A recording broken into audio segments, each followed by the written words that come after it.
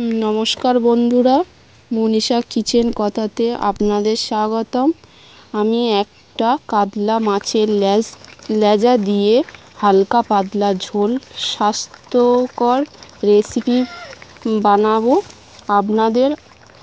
আপনারা আমার রান্নাটি শেষ অবধি দেখতে থাকুন। আমি শিলনোড়াতে আদা রসুন বেটে নেব।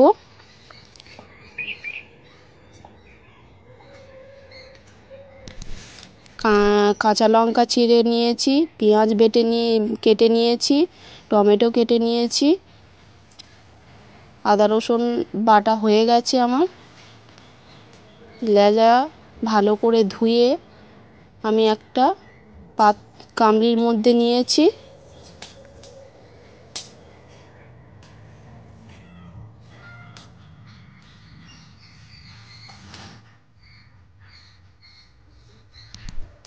লেজাতে নুন হলুদ মাখিয়ে গরম তেলেতে ছেড়ে দিয়েছি।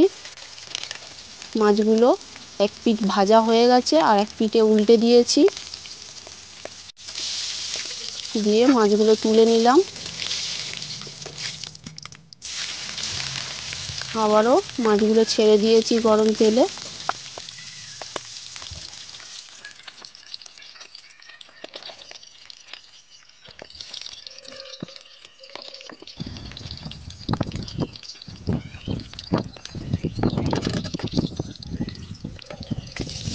এক পিঠ ভাজা হয়ে গেছে, আবারও উল্টে দিয়েছি, দিয়ে আর এক পিঠ হতে দিয়েছি। গরম কড়াই ভাজা হয়ে গেছে,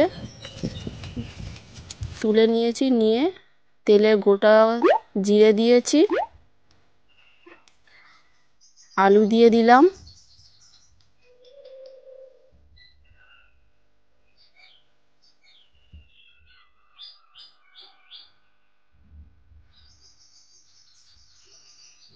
দিয়ে আলুটা নাড়াচাড়া করে নেব। আলুটা একটু ভাজা ভাজা হবে।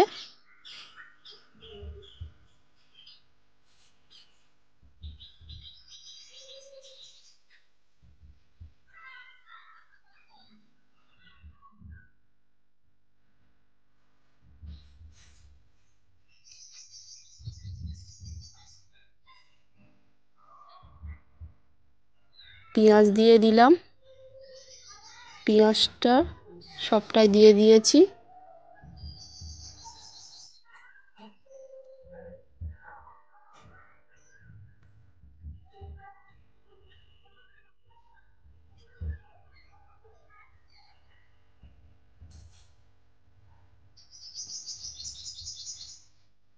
দিয়ে আলু আর পেঁয়াজটা আর একবার নাড়াচাড়া দিয়ে নিলাম। দিয়ে আলু আর পেঁয়াজটা একটু ভালো করে লাল লাল হতে দিলাম।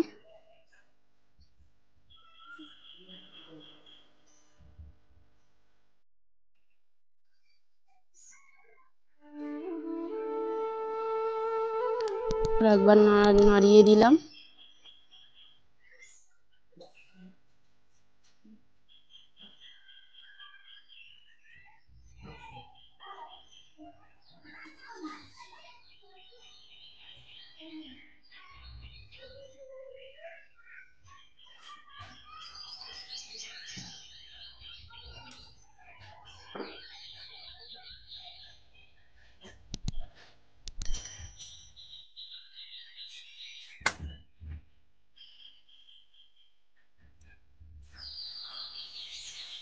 আরও একবার নাড়িয়ে দিলাম,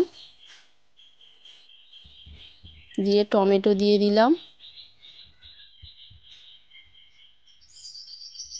আদা বাটা রসুন বাটা দিয়ে দিলাম, দিয়ে আবারও নাড়তে থাকবো। নুন দিয়ে দিলাম, হলুদ গুঁড়ো দিয়ে দিলাম, অল্প করে লঙ্কার গুঁড়ো দিয়ে দিলাম। যেহেতু কাঁচা লঙ্কাটা দেবো বলে ওই জন্য লঙ্কার গুঁড়োটা অল্প করে দিয়ে দিলাম। দিয়ে নাড়তেই থাকবো যাতে না তলায় লেগে না যায়, কারণ মশলাটা লেগে গেলে তরকারিটা ভালো লাগবে না। এবার মশলাটা ভালো করে ভাজতে থাকবো যাতে না কাঁচা গন্ধটা যাতে না লাগে। মশলাটায় তেল ছেড়ে দিয়েছে, আমি চেরা কাঁচা লঙ্কাটাও দিয়ে দিলাম। দিলাম নাড়াতে থাকবো, আবারও নেড়ে নিলাম। দিয়ে এবার অল্প করে একটু জল দিয়ে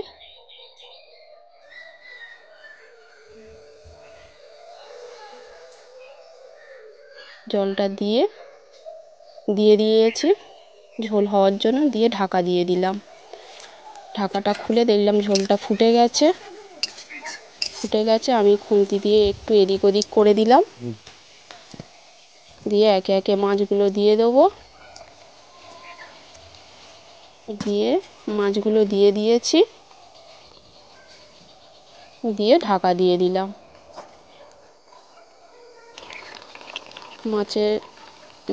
মাছ থেকে ঢাকাটা খুলে দিয়েছি, দিয়ে ফুটে গেছে।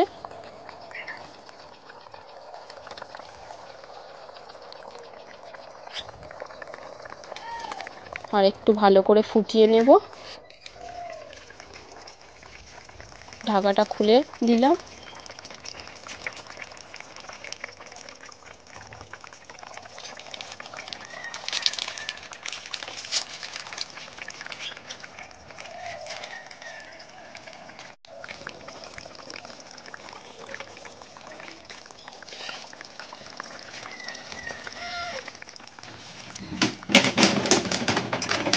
আমি এবার নামিয়ে নিলাম একটা পাত্রের মধ্যে। দেখুন বন্ধুরা, মাছের ঝোলটা কত সুন্দর কালার এসছে, অথচ হালকা পাতলা ঝোল, লেজা দিয়ে আজকে রেসিপি